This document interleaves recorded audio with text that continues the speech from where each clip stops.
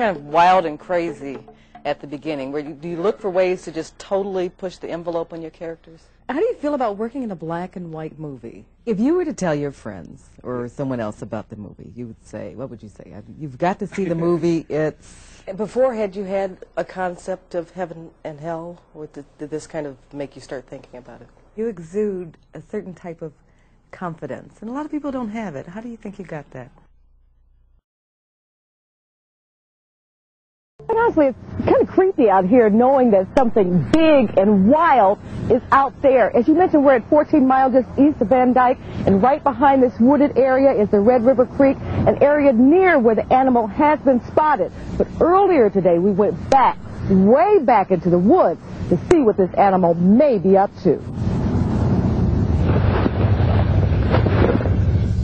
Roaming around in this heavily wooded area, somewhere in this 100-plus acres, is some sort of huge wild animal. If you look closely at this home videotape shot by a nearby resident a few days ago, it looks like a cross between a lion and a tiger, perhaps a liger, or maybe even a cougar. Arlene Rinke saw it out of her window just last night. When he was first covered down, I could just see like the top of his body and his head sticking up over the top of the stuff, and I just looked, and he raised up, and then I could see it just was a large animal, something that didn't look like a dog. Police have been looking too, using helicopters to scour the area. But for an animal, this is a great place to hide. You and I could hide in here all day long unless someone came to move us. We would be just fine. This cat can certainly do the same thing.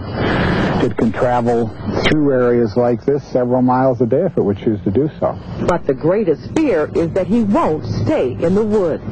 As soon as he gets hungry, he's going to seek out the food source, and that's going to be man. It's just the way it is. Now, police have laid several traps with cooked chicken inside, hoping to trap the animal, but so far no luck, and there haven't been any official sightings since last night. Reporting live from Warren, I'm Lauren Hudson, UPN 50, 10 o'clock news.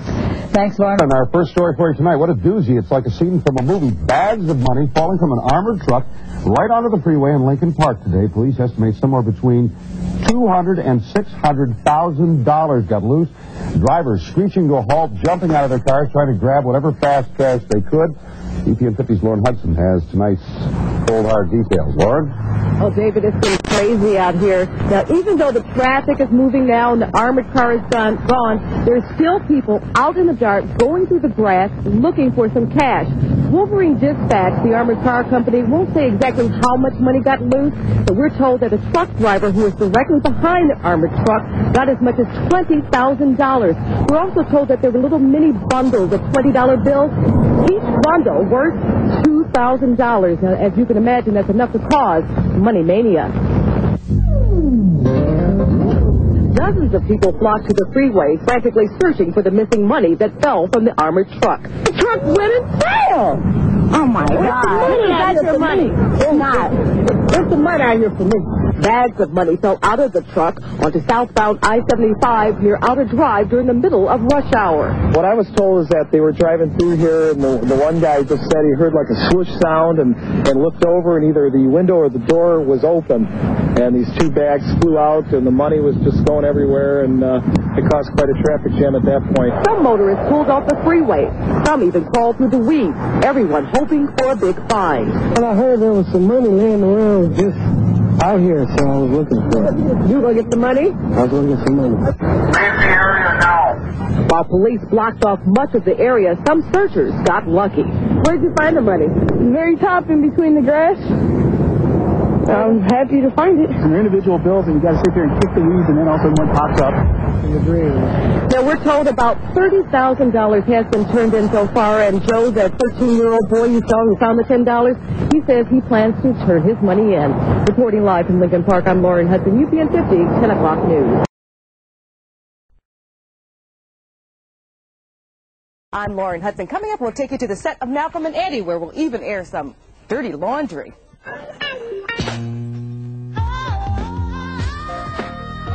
Isn't it like a funny bone? They just won't leave you alone. Eddie Griffin is kicking up his heels these days as star of the hit UPN show Malcolm and Eddie. But just a few years ago, this comic from Kansas City got off the Greyhound bus in Hollywood, homeless and broke.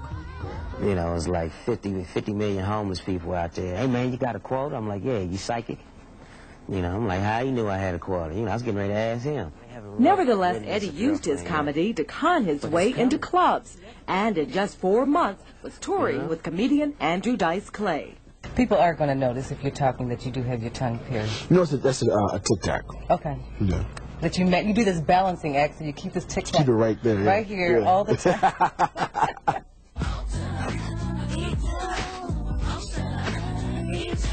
Moesha. Pick one. Behind the scenes with Moesha's star Brandy. Oh, that's me. Though Moesha's now in its 3rd season, Brandy's not quite ready to settle down. In fact, Brandy has big Cinderella-type dreams. My career is my biggest Cinderella dream. I've always wanted to be a singer, and I work very hard to make my dream come true. When it comes to fashion, the characters on Clueless stand out. But their wardrobe takes work, coordinating the funky footwear, high-fashion hats, and outrageous outfits. Designer Vicki Brinkford gives each star their distinctive style.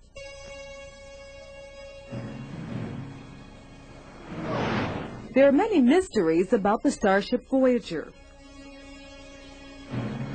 like how it flies, and what it really looks like close up. Well, here it is. The only original Voyager model. It's actually 5 feet long and made of fiberglass and aluminum. The thousands of man-hours it took show in amazing detail. We went around the sets and took wide-angle photographs of all the sets and put little transparencies about 1/4 of an inch behind the plane of these windows. This has a motor inside so that when we go to warp, the Voyager has the kinetic property of tipping up like this. This back door pops out, and inside we have a very tiny set of our shuttle bay. Captain's log, stardate 50460.3. Building the models is one thing, making them fly another. So it's going through space is on this, and this moves. How does it go? Well, this just roll, pitches, and yaws, so that's it, and it does it right here without moving. And while the camera moves, a computer tracks the shots. Then you have a background, or? Well, we would photograph that separately, so all motion is created by moving on this track. So if you see something fly by, your eye and the camera can't tell if it's moving or the model is moving. What if you're having a fight? Or something? Well, All these that becomes very difficult because you can't shoot them together. So you have an idea what the shot is, then you program it. So here's one, then you record that, then you shoot the next ship and make sure it weaves in and out. A quick scene like this can represent hundreds of hours of work. But as you can see, it's worth it. In Hollywood, Lauren Hudson, UPN 50, 10 o'clock news.